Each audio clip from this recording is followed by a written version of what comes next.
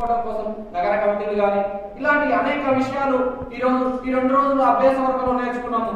ఈ విభాగ అభ్యాస వర్గంలో జాతీయ పునర్నిర్మాణం కావచ్చు, ఏదైతే విద్యార్థి పరిషత్ యొక్క కార్యపద్ధతి ఉంటుందో ఈ రోజు మనం ఈ కరోనా టైంలో కూడా కోవిడ్ నిబంధనలు అనుసరిస్తూ ఈ రోజు ఈ తెలంగాణ రాష్ట్రంలో మొదటిసారి ఈ ఇందూరు విభాగ అభ్యాస వర్గం నిర్వహించుకోవడం చాలా సంతోషకరమైన విషయం.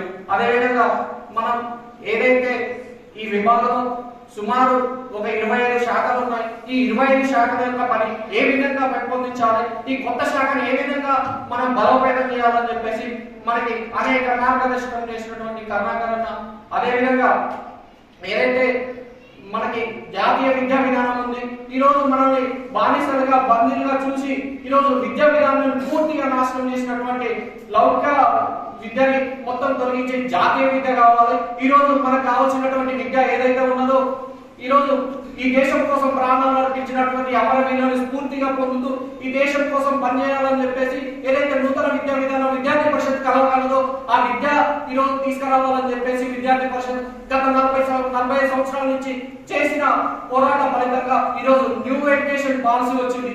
ఇలాంటి అనేకమైనటువంటి పాలసీల మీద ఈ రోజు మనం శిక్షణ నేర్చుకోవడం జరిగింది. అదే విధంగా కింది స్థాయిలో మన శాఖ ఏ విధంగా పని ఏ విధంగా పెంపొందించాలని ప్రతి కార్యకర్తకు ఏ విధంగా అంటే కళాశాలలో జూనియర్ కాలేజ్ నుంచి మొదలు పెట్టుకొని యూనివర్సిటీ విశ్వవిద్యాలయం వరకు వచ్చినటువంటి విద్యార్థి నాయకులకు ఈ రోజు మన కార్యపద్ధతి ద్వారా మనం ఎలా పనిచేయాలి, ఈ పనిచేయడం ద్వారా మన శాఖను ఏ విధంగా పెంపొందించాలి, విభాగంలో మనం పనిచేసి మనం డిఫరెంట్ గా తెలంగాణ స్టేట్ లో ఉన్నటువంటి 17 విభాగాలు ఉంటే ఈ ఇందూరు విభాగం ప్రత్యేకతగా ఉండాలి.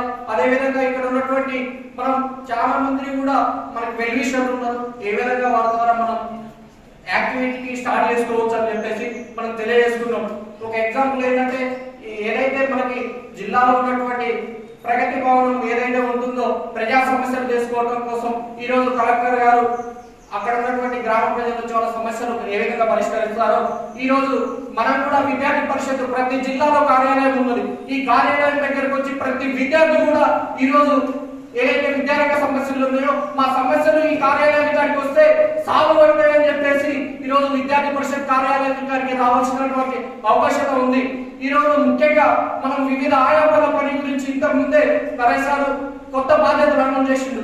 ఈ అభ్యాస వర్గంలో కొత్త బాధ్యతలు అమలు చేసిన తర్వాత మనం ఎస్ఎఫ్టీ పని ఏ విధంగా పెంపొందించాలి, ఎస్ఎఫ్ఎస్ పని ఏ విధంగా పెంపొందించాలి, అదేవిధంగా హాస్టల్ ఈ రోజు రాష్ట్రంలో కానీ రాష్ట్రంలో కానీ జిల్లాలో కానీ అనేక హాస్టల్ సమస్యలు ఉన్నాయి. మరుగుదొడ్డి లేక బాత్రూమ్ ఉన్నా కానీ డోర్లు లేనటువంటి పరిస్థితి ఈ రాష్ట్రంలో ఈ హాస్టల్లో ఉన్నాయి.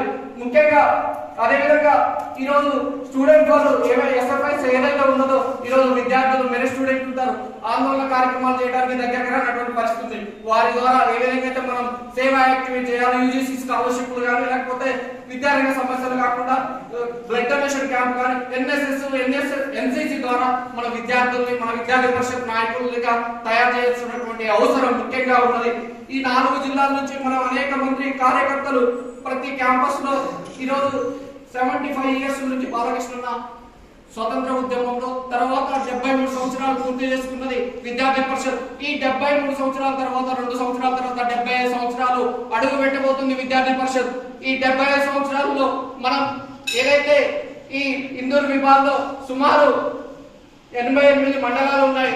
అదేవిధంగా ఈ 88 మండలాల్లో 88 మండల కమిటీలు వేద్దామా, లేకపోతే 88 నగరాల నుంచి 75 సంవత్సరాలు పూర్తి చేసుకున్న సందర్భంగా 75 మంది విస్తారకుల్ని ఈ విభాగం నుంచి ఇచ్చి స్టేట్ లో మార్గదర్శనం చేసే విధంగా ప్రతి ఒక్క కార్యకర్త స్ఫూర్తి పొంది ప్రతి ఒక్క కార్యకర్త పూర్తి సమయ కార్యకర్తగా వచ్చే విధంగా మనం ఇక్కడి నుంచే స్ఫూర్తి పొందాలని చెప్పేసి తెలియజేస్తున్నాను.